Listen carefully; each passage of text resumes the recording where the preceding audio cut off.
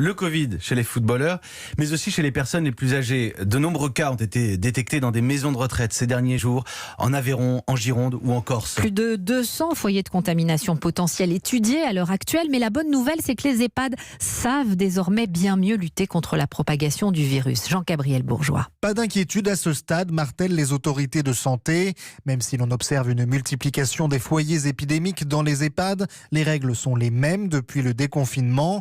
Les visites sont permises mais encadrées dans des plages horaires spécifiques, dans des zones dédiées, rarement en chambre, avec port du masque, gel hydroalcoolique à l'entrée, voire prise de température.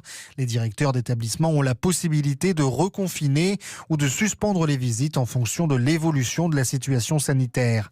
Un contexte qui inquiète Florence Arnaise-Momé. Elle est déléguée générale du CINERPA, le premier syndicat des EHPAD privés. Nous sommes vraiment au milieu du gué. Octobre arrive avec les premiers cas de grippe.